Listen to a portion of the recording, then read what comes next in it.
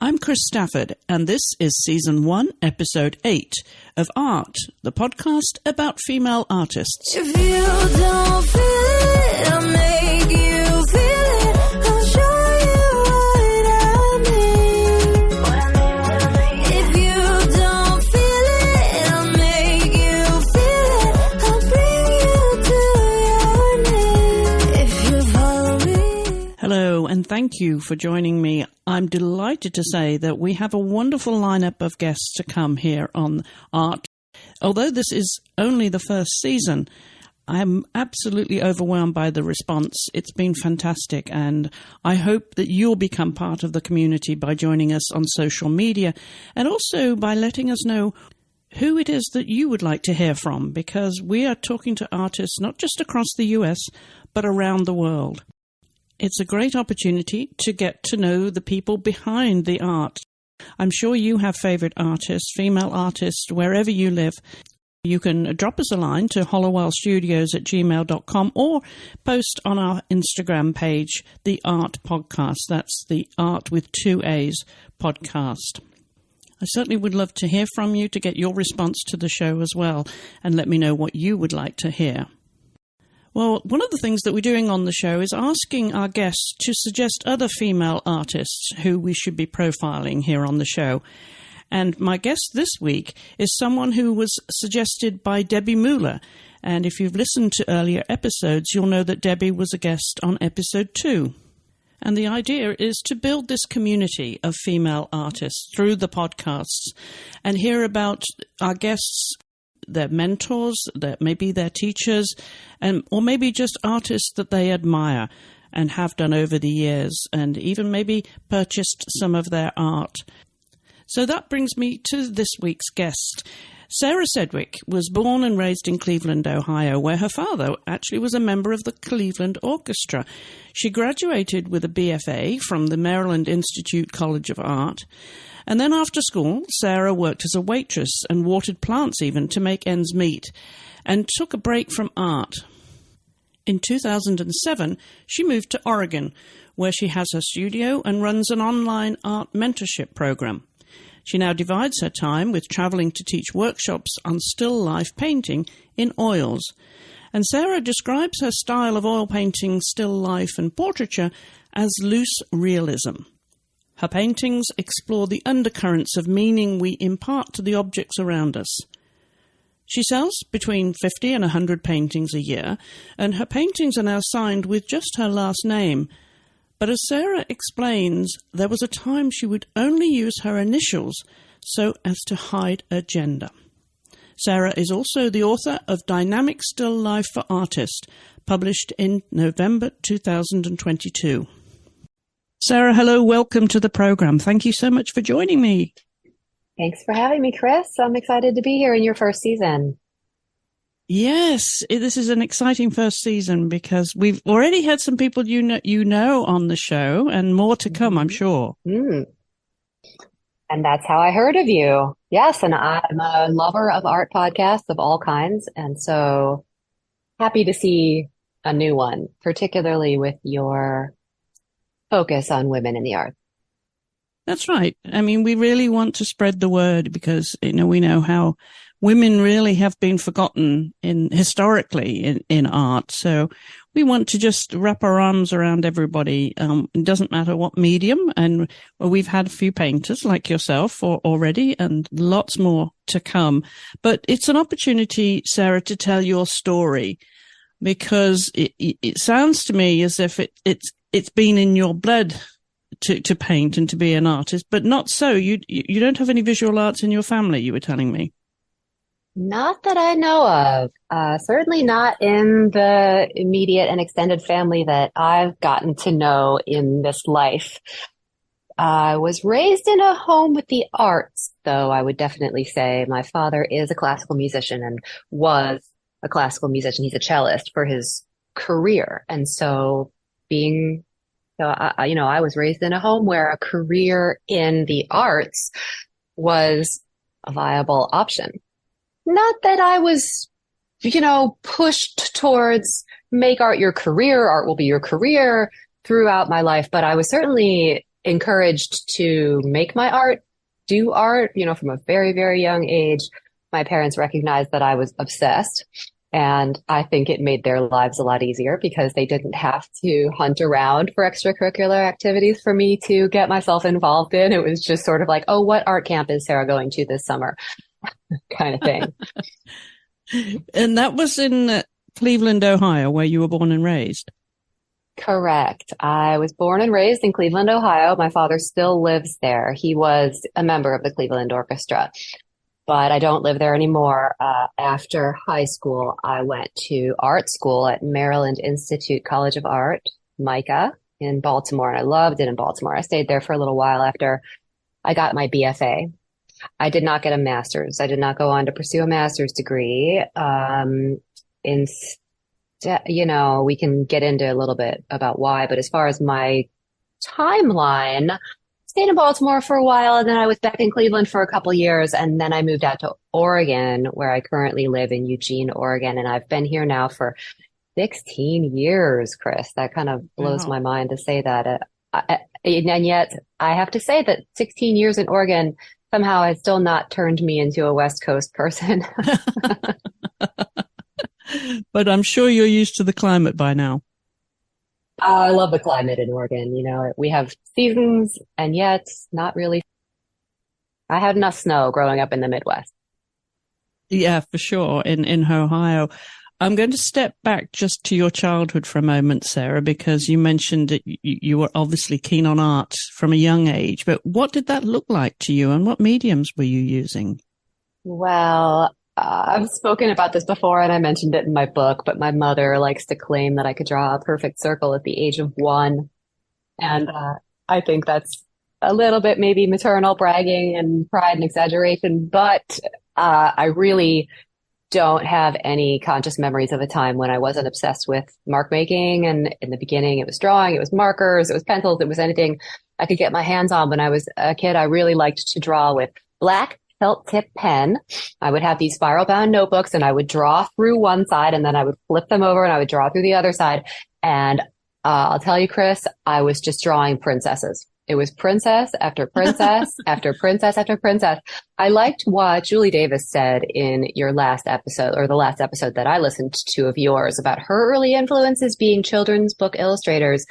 That resonated with me big time, because some of my earliest inspirations were also, the beautiful children's book illustrations. Maybe Arthur Rackham is one I can think of. But, I was a little girl in the 80s and early 90s, and Disney movies, princesses, all of that mythology captivated me. And so I would fill up one side of all the pages of the sketchbook with princesses, flip it over, and then fill up the entire other side. And that was probably my main work from about age 1 to 10. And then that would be your introduction to portraiture, was it? Possibly, yes, but it was also, there was a lot of dresses involved. So I would say figure and fashion too, but I didn't think about it that way. And I wasn't thinking about drawing people from life at all. And, when I was about 9, 10, my parents found me a private art teacher.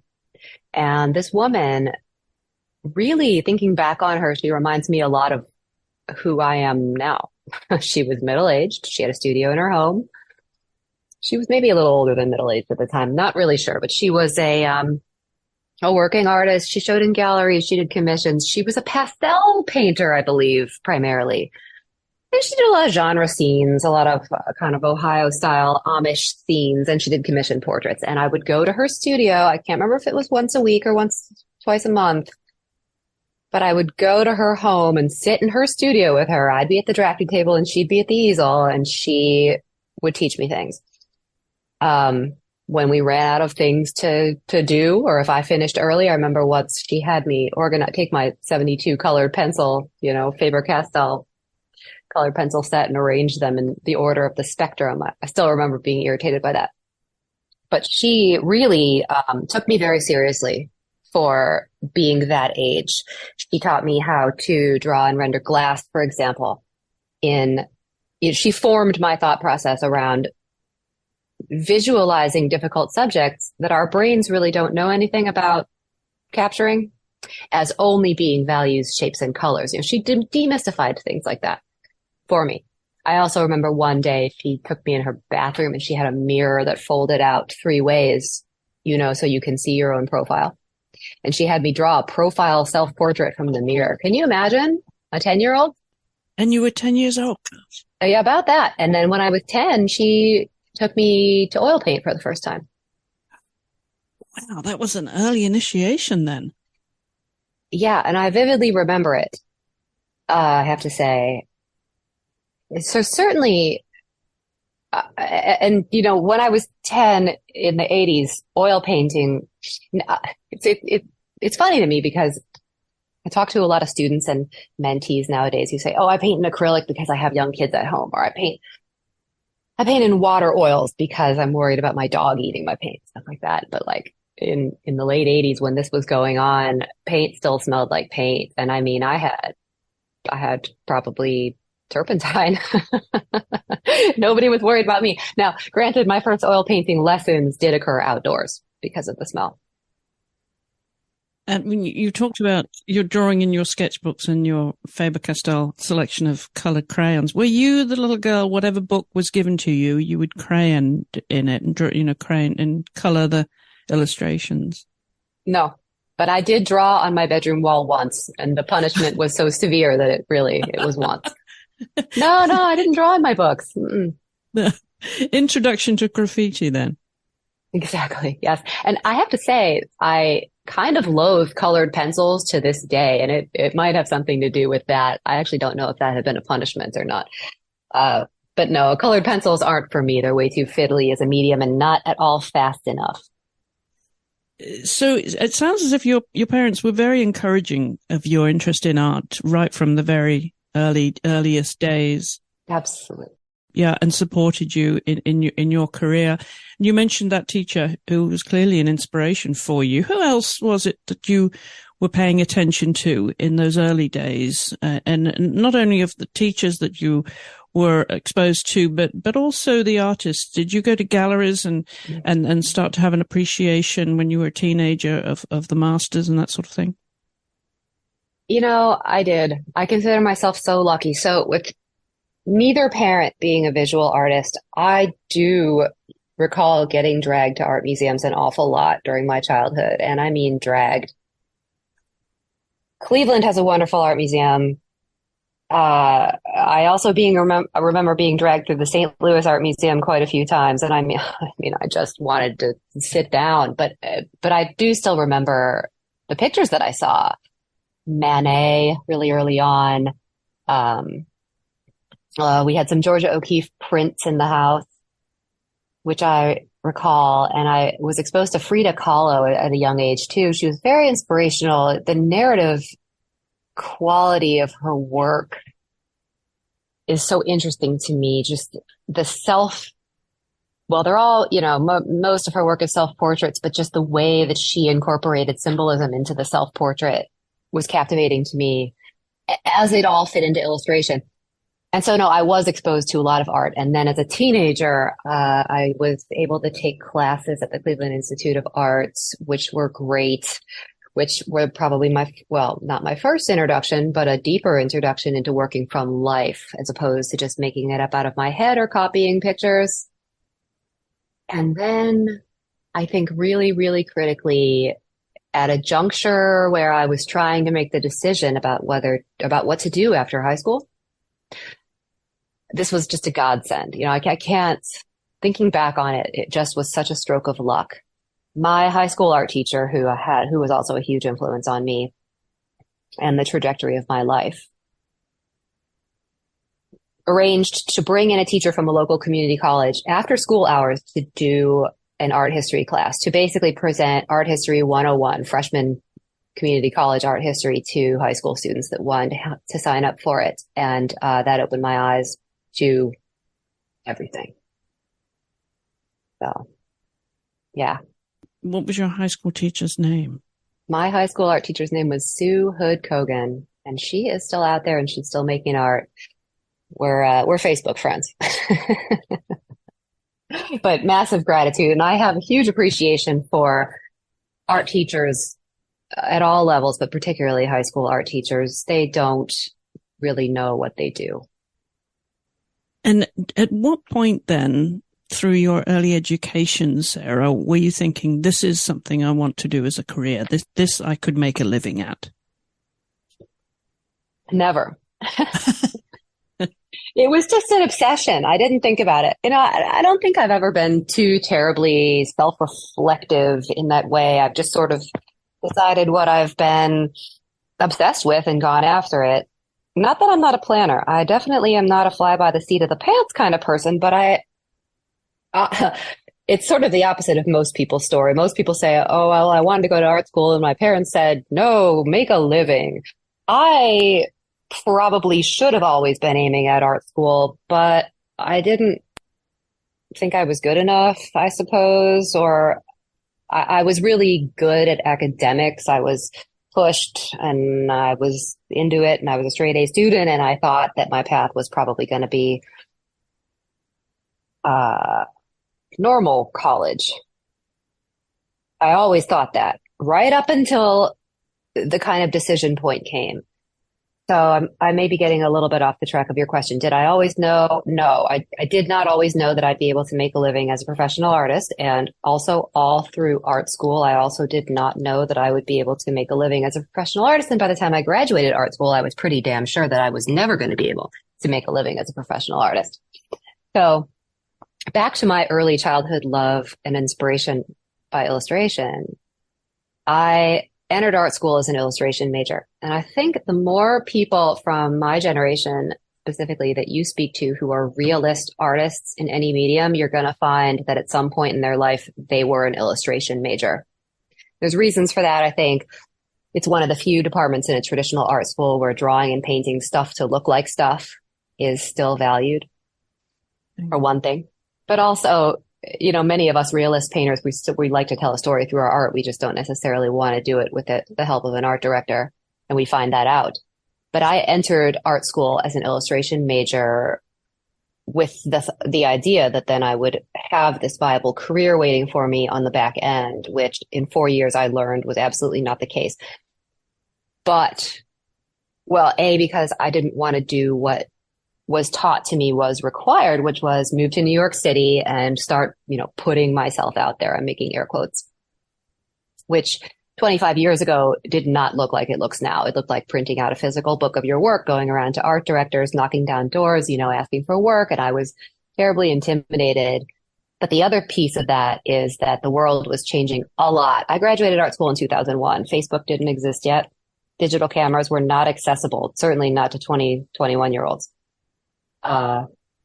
And the traditional gallery system was still it, if you were going to be a fine artist, more air quotes.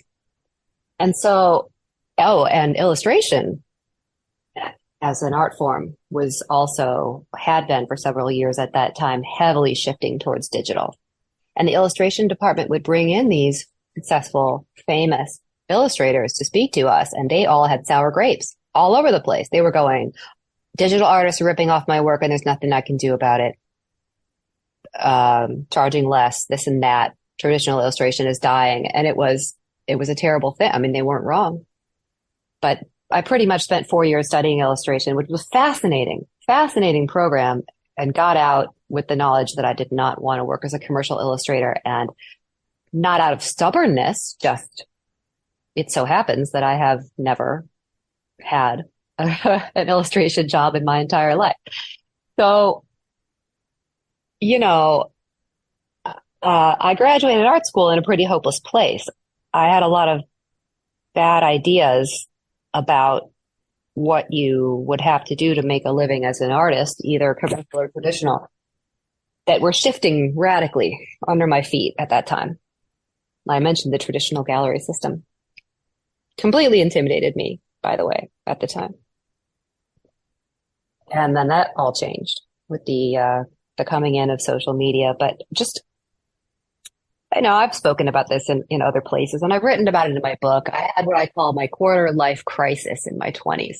And I really stopped making art. I wanted to keep painting, but I really was having a lot of trouble with the doing of it. I had these ideas that to matter, art had to be big. That was the first one. And, it had to be portrait, figure. It had to be maybe, the biblical narrative with multiple nude figures. But most importantly, it had to be big. And then you had to go through a gallery and all of that stuff. And I think a lot of the things that I've heard you talk about with other guests about the male-dominated nature of our industry were more in effect a generation ago than they are today. I'm going to risk being non-PC and say that most of my teachers at art school were old white men. Not all. I had a couple of extremely influential female instructors at MICA who were amazing. One was named Susan Waters Eller. One was named Nancy Roeder. One whose name escapes me, was a great painter and spent every summer in Maine painting cows. And someone commented, if you remember this woman's name, who was so influential at MICA. But the people I got these bad ideas from, and the people who I felt looked down on me because I was in a commercial art major, were the dinosaurs of the school. And I think a lot of that's fallen away in the last 25 years. There's been so much empowerment in so many spheres of life. And now I look around the art world, and personally, I don't feel any defensiveness or any underdog status because of my sex. When I was in art school, absolutely. I was having a conversation about this just the other day in a workshop, I think, about signing your paintings. And when I was in art school, I used to sign my paintings with my initials. Just in the same way that a female author might sign their paintings with their initials, like, P.D. James or A.S. Byatt, fantastic female novelist. Why did you do that, Sarah? Why? What was the voice in your head said that you had to just initialize your painting? To hide your gender identity, to be on a level playing field. And I no longer would advise anyone to do that. And I would not attempt to hide my gender identity now myself. Although I do sign my paintings with my last name only, that is really just for just a choice. To be unique. Well, yeah, and to be brief. Yeah. Whilst you were in college and coming towards the end of college, Sarah, did you have any friends, any girlfriends particularly, who were going through art school with you, who influenced you, or you influenced them? And in terms of your then career paths, have you any parallels with any of them? It's a great question. I did not stay in touch with a lot of the people that I went to art school with because it feels like everyone sort of scattered to the winds after graduation. Baltimore didn't feel like a place a lot of people wanted to stay, it seemed like, and a lot of people went on to graduate school. And so in the immediate aftermath of art school, I didn't keep in close touch with a lot of my connections. But then when social media came around, there was this renewed opportunity to connect. And so over the past 15 years, I have reconnected with some women that I went to art school with who have branched out in the arts in different ways. There's an artist named Kirsten Savage out of Colorado who was in the illustration program with me, who's now a fine art painter, figurative painter, making it on her own. And I have, I think it's funny. You look at art school statistically and you wonder, how many of these people are really going to make it in the arts? And looking around, at least at the sample of people I'm in touch with, men and women from art school, it seems like a lot of people have stayed in the arts, whether they're art directors or graphic designers or being fine artists. Micah did something right. Now, in terms of then, you realizing that maybe you weren't going to make a living when you graduated, but what did you choose to do at that point? I did life stuff. What did I do? I floundered around. I would keep on trying to to paint. But I wasn't making it easy on myself. I would stretch this big canvas and then that would make me really tired. And then I'd be afraid to paint on the big canvas because it took so much time to make it. And I was going about it in a way that I later found out was the completely wrong way to hack myself. So what did I physically actually do with my life? I worked some jobs. I worked in a college bookstore for a couple years, just doing nothing. I was a waitress for a while. I was a terrible waitress. I got married around my mid-20s. I had a really interesting job for a small amount of time there before we moved out to Oregon, assembling Christmas decorations for corporate office spaces, which was quite an interesting job. You can imagine it's seasonal work, but I ended up being really inspired by the designers at that job who were really being creative with all this Christmas decoration. And if you look at my work, every year or so, I'll put out this like spate of Christmas ornament paintings. And why have I been so drawn to painting Christmas ornaments? It's absolutely because I had that weird temporary gig. I wasn't designing. I was just, putting the stuff together, but seeing all the color possibilities of that. And then after that, through that job, I got a job watering plants in corporate office buildings, which was actually an extremely enjoyable job. But manual labor and not really creative. I'm still into plants. So anybody that's got plant related questions, feel free to reach out. I like to paint plants too, to this day. So, and then, we moved out to Oregon, my ex-husband and I, for his job. And that was sort of a reset button. When I discovered the daily painting movement, it kind of illuminated all of the ways that I had been going about it wrong, trying to become a painter post art school. I had been putting far too much pressure on myself as far as the materials and the time needed and the size of the painting, because when you set out to make a 24-inch painting, that's a pretty big commitment of time, inspiration, materials. And if it's a failure, then it like hurts even more than if you just set out to do like a 6x6 painting of whatever's hanging around and then tomorrow is a new day. It's so freeing. So that concept that I didn't have to be perfect every day, that tomorrow was a new day, it gave me a new life. I can't say enough how much artists like Dwayne Kaiser and Carol Marine, who paved the path for daily painting to become a thing, have changed my life immeasurably. What did your paintings look like in those early days? Did you already commit yourself to oils when you were at that stage in your career? I did. Well, I did. I like to say that I'm a one-trick pony. I really don't know how to paint with acrylics. Of course, you take the brush and you dip it in the paint, you put it on the canvas. But I mean, I don't know how to paint with acrylics and make it look good. I know how to paint with oils and I know how to draw in graphite and various other ink kind of media, but I don't really know how to do anything else. And I know enough about watercolor and gouache to know that they're not the easy side of the street.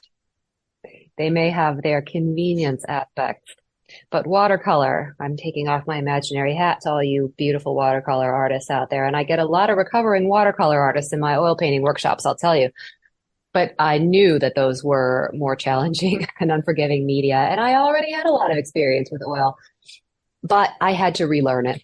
And so what did my first daily paintings look like? They were horrible. They were mediocre at best, but it didn't matter to me what they looked like because of that freedom of, well, I'll just do something else tomorrow. What were your chosen subjects though? So daily painting really is still life focused. And so still life was kind of a no-brainer. I remember one of my earlier paintings when I was just getting back into it. I got this big floral bouquet and a fairly large canvas, probably a 16 by 20. It wasn't meant to be a daily painting. And I tried to paint this floral bouquet and I had a good time. The painting is awful, but it was great. It just felt so good to be doing it. I know that all your listeners out there who are creative makers can relate to this, that when the dam breaks open even a little, when there's just a little crack in the wall between you and making your work, it feels so good. It doesn't have to look good to feel good. Yeah. And I really had not painted anything significant at that point in 6 or 7 years. I regret that time lost, but I am so grateful for the passion and the excitement and just the burst of energy and release that I did experience, and the joy that I experienced coming back to painting because of all that time away, where I really something was missing for me, big time, big hole in the soul there. And now, these days in my life, I have this beautiful opportunity through my workshops to either connect people with painting for the first time or reconnect people with painting who've been away from it for a long time. And it's exactly the same thing. So that gratitude that I had then, I get to re-feel on an almost monthly basis by sharing it and giving it back in my workshops. It's so great. I'm tearing up now as I'm even talking about it. No, and you've been a pro now, I think, for 8 years, is it? Something like that? Oh, longer than that. I've been teaching. So I have been, all right. So a big part of my art story, and I think it's important that it's talked about, is that for the first few years that I was doing daily painting and selling my daily paintings for very little money online, I was married and I was not paying the mortgage. So I had the luxury of beginning my daily painting career. And as Elizabeth Gilbert puts it in her wonderful book, Big Magic, I did not have to put the pressure of supporting myself. But that marriage did end. And so in about 2015, I became divorced and supporting myself 100% through my work. And at the time that I divorced, I said to myself, okay, well, I am completely willing to go back to waiting tables if that's what it takes to support my art. I'm going to do what I have to do. And I'd started teaching workshops locally, maybe in 2012. And then I started traveling to teach workshops in other places I think it was late 2013. So we're coming up on 10 years that I've been teaching workshops around the country now. And so I already had a few connections with workshops. And when 2015 rolled around and I found myself supporting myself, the combination of the workshops and selling the paintings online were enough to carry me. And I never have I've never been paid for doing anything except making art and teaching art and now writing about art since that time. It's I feel very lucky. Because frankly, I'm not any good at any of those other things anyway.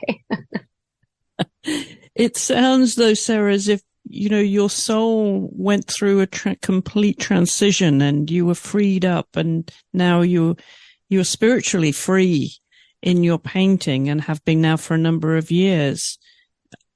Can you pinpoint that shift in your heart and your mindset towards your art, towards the canvas? Well, I don't think I ever would have described myself as a perfectionist, except in life.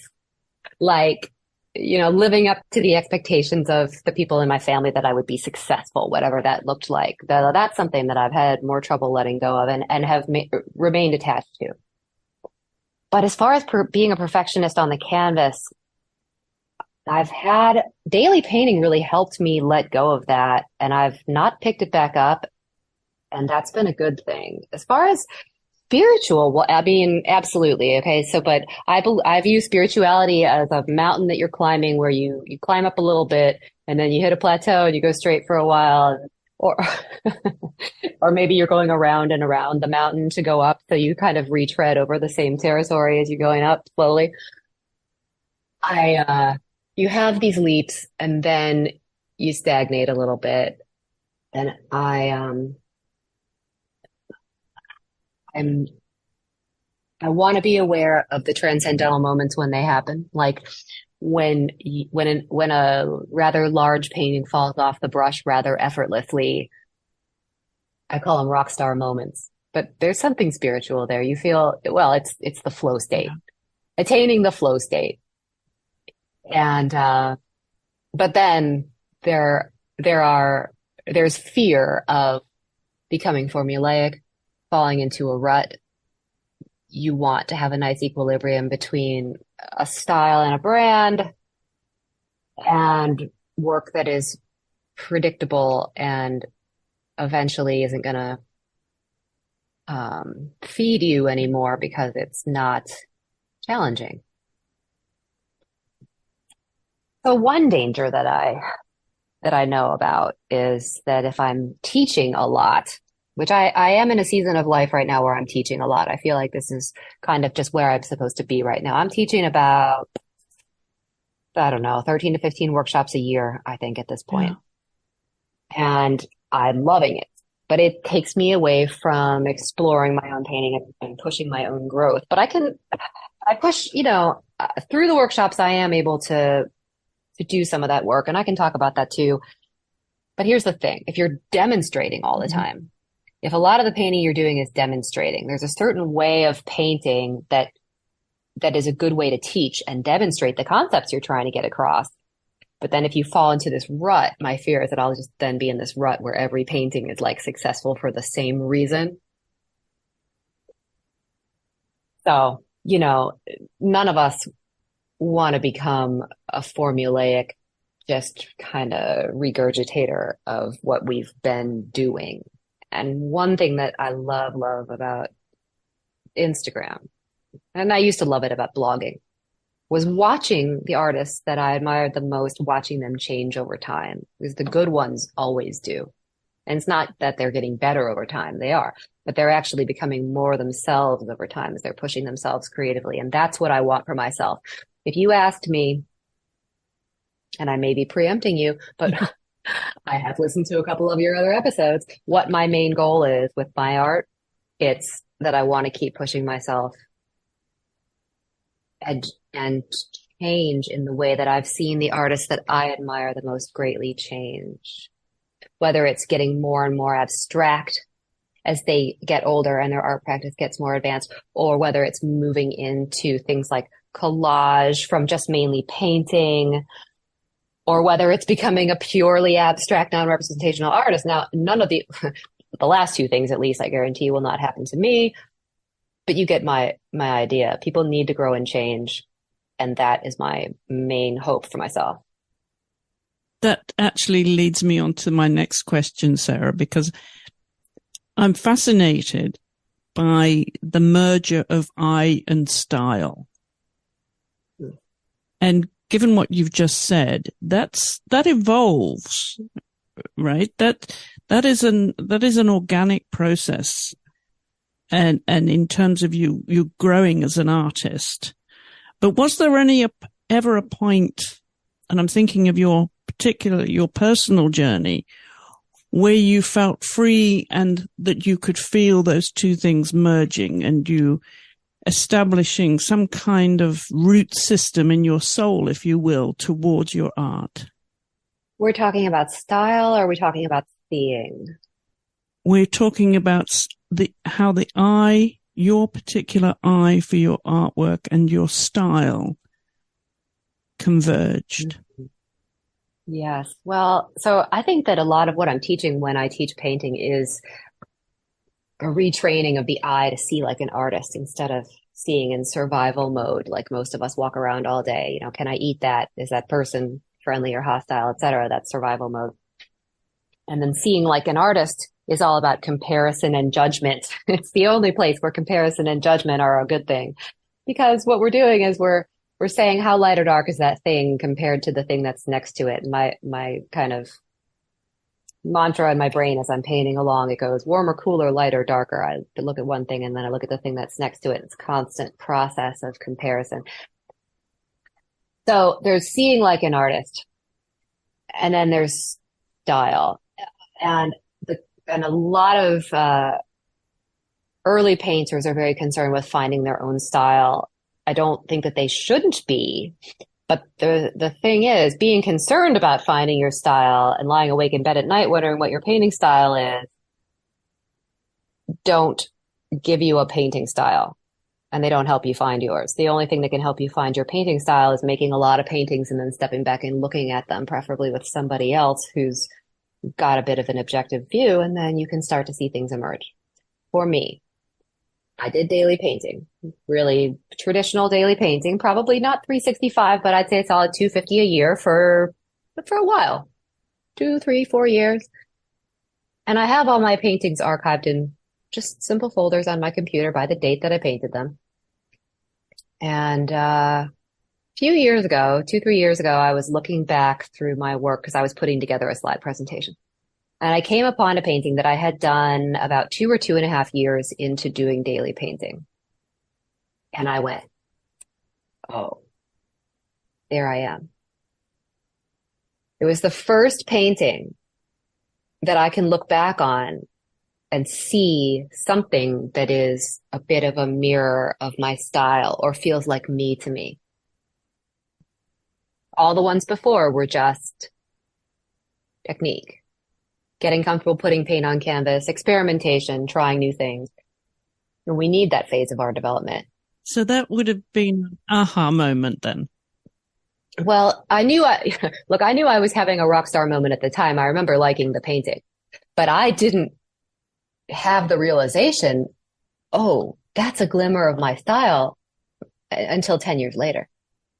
I wasn't thinking about it really. It was 10 years later. Or maybe 8, but I wasn't thinking about it that much. And so I wasn't in search of my style. I was just doing what I was doing. And I love Carol Marine. I'm so inspired by her. I think she's a wonderful human. I think she's a wonderful artist. I was extremely inspired by her work early on when I got into daily painting. And, 5 years ago, I feel like I got compared to her a lot. I would hear a lot, oh, your work reminds me so much of Carol Marine. It reminds me so much.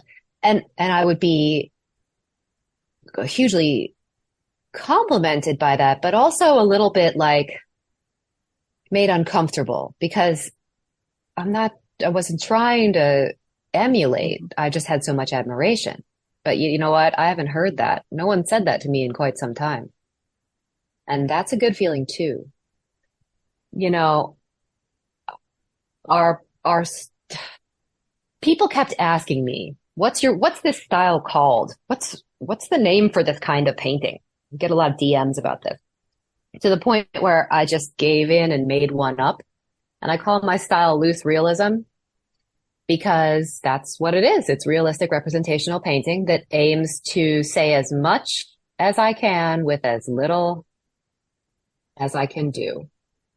Because A, I think that's less patronizing to the viewer. And B, it just creates art that's more fun to look at. It's more engaging to the brain. And C, it's more fun to paint that way. And, I don't worry about, as I'm setting out to make a painting, I don't worry about, is this painting going to look like a Sarah Sedwick? Is this painting going to be in my style? I just trust the process, to use a cliched phrase. And generally, if I make it and I don't overwork it, it will look like a Sarah Sedwick. So it feels like you knew when you had arrived, so to speak, because you were having those rock star moments. Would that be then how you would define success? Was it a personal connection with the painting, or each individual painting? Is that how you measured success, or was it recognition by your peers, or was it how many paintings you might sell in a year and the value of those paintings? What does it mean to you? No, I think none of the above. But look, rock star moments happen to everybody all the time. And actually, probably I have rock star moments now about as frequently as I ever have throughout the 15 years that I've been painting since I picked it back up again. they're just those days where everything flows, like the painting falls off the brush and it's great. And you love the painting and you're happy and you love painting. You love the painting you made. The stars are aligned. That's your personal rock star moment. And I know exactly what you mean. Yes. But does that need endorsement to you for it to be a public success? Or is that success within your personal relationship with that piece of art? I love it. I love that question, that follow up. You know what? Absolutely not. It doesn't need any more endorsement. And frankly, it usually doesn't get it. My rock star moments tend to stay with me. Yeah. Yeah. I know exactly what you mean. I mean, you say everyone's had one on the weed, but yeah. I think artists and authors, I can relate to both of those. I mean, it's a moment where it's so utterly satisfying that it really doesn't matter a damn who else thinks what anyone else thinks of it, right? When you step away from the easel. Yes, and I would not say that I have arrived, and I would not say that I have more rock star moments today than I had 10 years ago. Unfortunately, it doesn't work like that. Like I think I know I have a higher success rate, paintings that I feel are successful and don't end up getting thrown away. So let's say 10, 15 years ago, I was probably, or should have been, throwing away 2 out of every 10 paintings, maybe 3 out of every 10 paintings. I wasn't actually, but I should have been.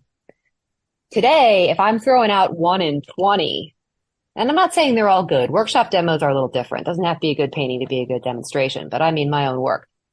And part of that is because I'm planning my paintings in a more strategic way now to weed out the less successful outcomes before I make that painting. That's a huge part of it. But so no, you know what I mean. The rock star moment does not need to be reinforced by the marketplace. The worst painting advice that I have ever been given was given to me by a non-painter, so they can be off the hook for having dispensed it, but I'm glad to know it. And that was, only put your best work out there. Only put your best work out there was the worst painting advice that I've ever been given. Because the truth is, I am not the best judge of my best work. I know when my work is total garbage and should never see the light of day, and I am grateful enough for that. That's all I need. Beyond that level, the ones that I love the most tend to get a very meh response and possibly never sell. And then the ones that I am sort of like, oh, okay, yeah, this is a painting. People go crazy. I have no way of knowing, and I'm not that concerned about it. Whether a painting sells or not, yeah, honestly, I've got paintings sitting in my closet that mystifies me that why nobody wants them. But I figure there's something I can learn from that. But it isn't that I would learn it and then put it into practice. So I don't think there's a translation between, I don't think it's healthy for artists to rely on market data for the direction that they're going to take their work. So like I tell my mentees, if you hear that little voice in the back of your head saying, if I do this, it's going to sell, then alarm bells should be going off. Yeah. If I do this, it's going to sell is the kiss of death. Because then you're not making your art.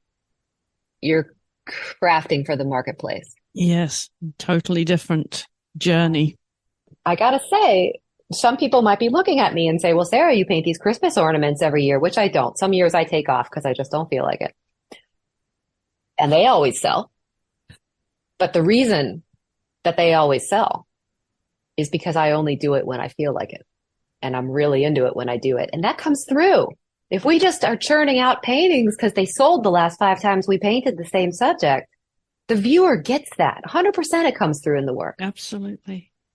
So then what do you like to hear about your art if you're eavesdropping? Yeah. Well, of course, I like to hear, oh, that's beautiful. Because my main goal is for my art to be beautiful. one of the reasons that I'm a still life painter, I get this question a lot. Why still life? I thought that's what you were going to open with, and I was sort of preparing. But I get asked that a lot, and I got a lot of different answers to that question. But like, beauty is one of them. Still life is one of the genres, the only genres where we really can play with color in a limitless way. You can add a lot of drapery to a portrait. You're still going to have a person that's brown, tan, or peach colored underneath it all. And landscape, you can put a pink building in it, but you're still going to have a lot of green and blue. Regardless. So, what do I want to hear when I'm eavesdropping in a gallery? I want to hear, that makes me want to paint. Of course, I want to hear that's beautiful. You know what I do hear a lot that I don't really like, but I do like it, like I love, hate it, is when people say to me, I never really liked still life, but this is different. Yeah. That's a compliment that feels like an insult, but it is a compliment nonetheless. It is a compliment. I've got you can't see me. I've got a big smile on my face now, Sarah, because that is such a great moment, isn't it, for an artist you're turning someone's head, literally, and they're seeing art in a different way to what they have done. Yes, and they're seeing the world in a different way. It's you that has done that. I love it. And I love teaching other people how to do it too. I'm always asking my students, what is the story you're trying to tell the viewer? That's where you start. That's your focal point. That's where you start thinking about your painting and the design. The other day, to that point, to what we're doing as painters, we're showing the world what's beautiful through our eyes, telling them a story that, they would not ever see it. But so one of my collectors the other day sent me a message on Instagram, and it was a photo of a couple of eggs in a bowl. He said, I was making breakfast and I created a Sedwick. So if you're listening, you know who you are. Thank you for that message. You totally reinforced my mission in life, which is to show the beauty in the ordinary and share it. Absolutely. And that leads me on to what is going to be your legacy. Is it when people do refer to having created a Sedwick and, from a couple of boiled eggs, what is it? What does that mean to you? Well, I teach a lot. And I think I'm living out my kind of midlife legacy right now, which is giving back the gift that was given to me by the universe of discovering daily painting and being able to find my way back into painting. Because I get a lot of students, both online and in my in-person workshops, who have been taken away from art for many years, raising a family, having a career. And I am there I'm there with them for a little bit of their journey back to that. And, that's a very satisfying aspect of my life currently. But as far as my legacy, I like the show Antiques Roadshow. And I have a little mini fantasy going on that in 150 years, one of my paintings will be on Antiques Roadshow and, pulled out of grandma's attic.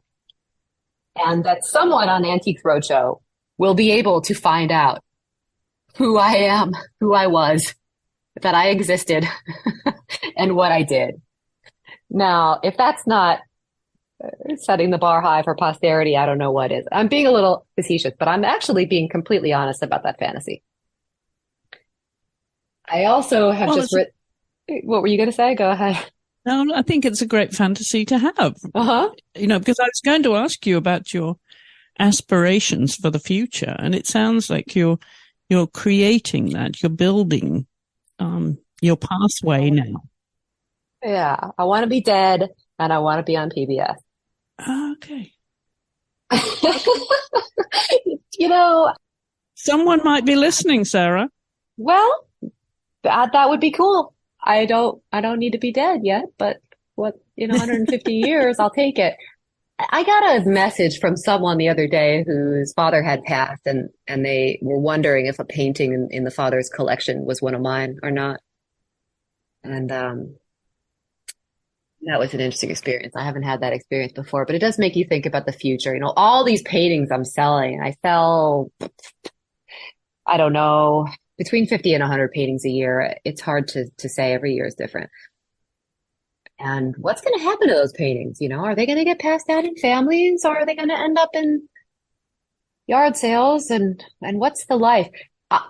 Artists, especially now where it either gets shipped off to a gallery or we sell it through online, we rarely get to see the whole life cycle of a painting, but I have gotten to see it. So from conception to creation, to being finished, to being framed, to being shown, to being bought, and then you meet the buyer, and then the real end of that life cycle is you actually get to see the painting in the buyer's home in person. And I've had that experience a handful of times. It's very cool. But yeah, as far as, my forever legacy, I don't know. I wrote a book. The book just came out back in November. It's called Dynamic Still Life for Artists, and I'm very proud of it. It was a joint effort. I had 17 beautiful artists contribute lovely work to the book. The publisher did a beautiful job of designing the book, and I can't take any credit for that. I would like to write another book. But there are many, many painting books, and we kind of need more painting books.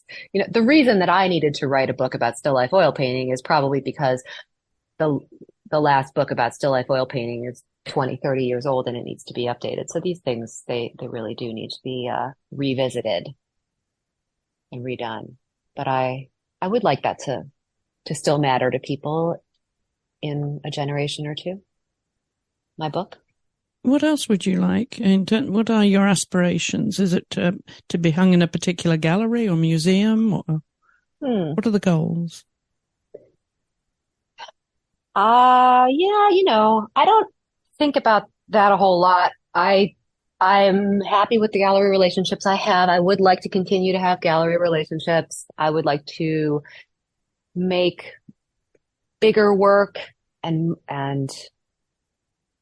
more work, and I would like to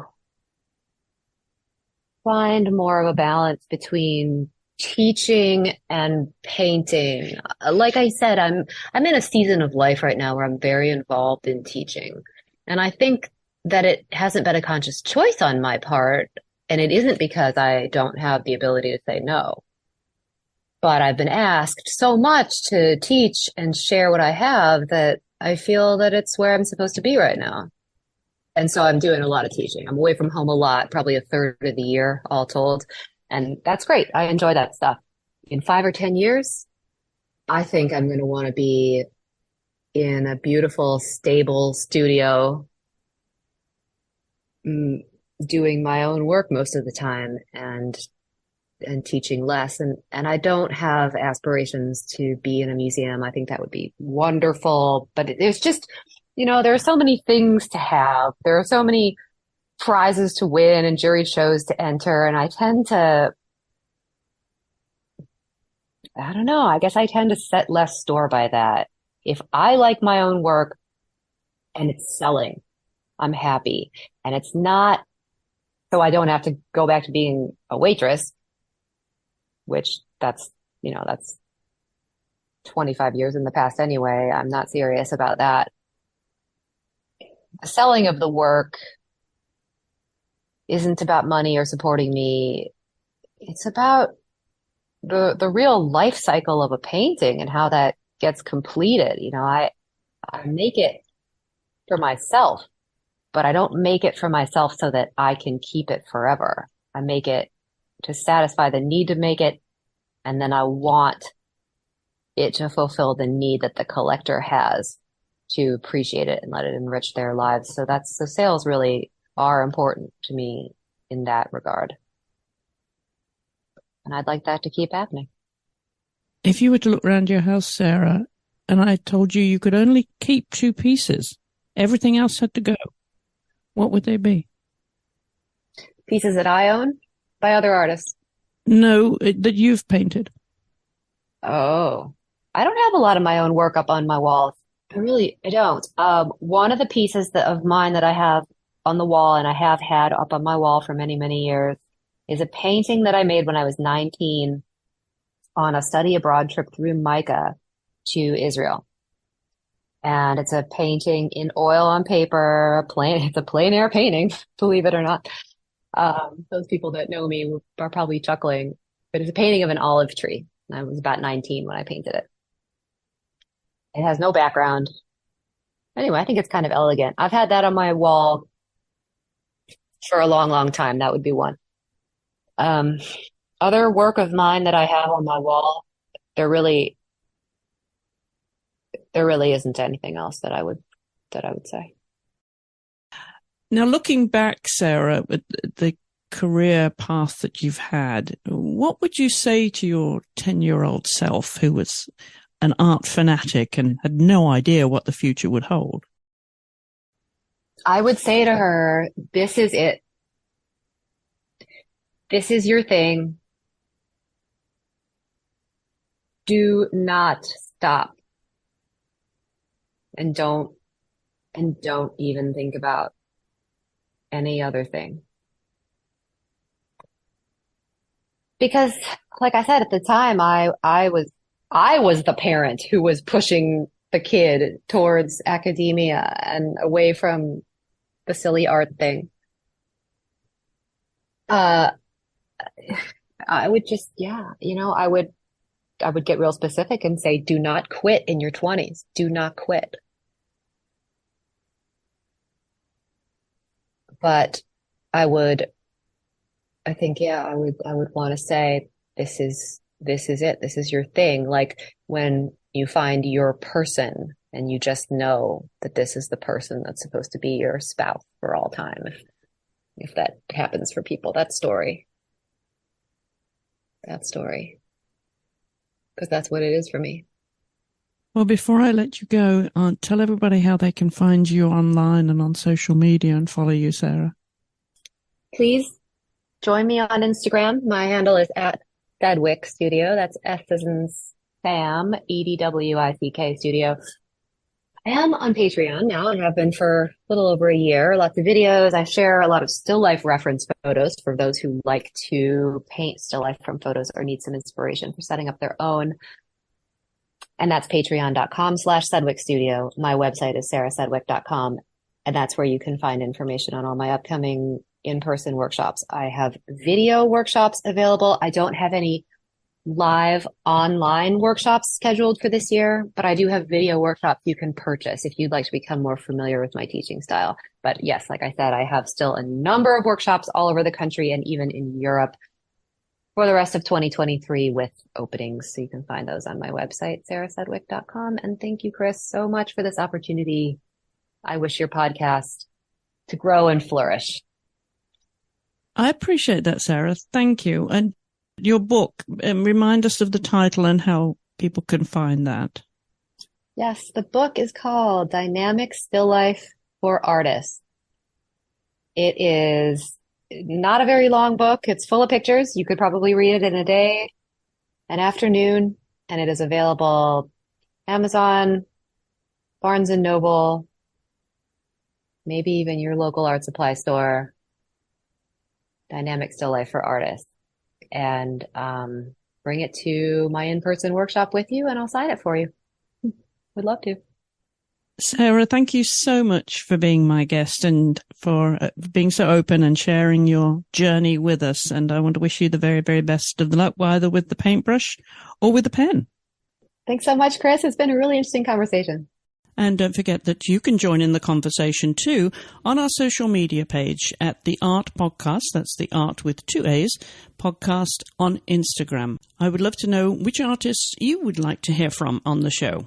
And if you have a moment when you're listening to the podcast, please do leave us a 5-star rating and review on Apple Podcasts, because that makes a big difference to our rankings and to help others find the show. I'll be back next week, so until then, thank you for listening.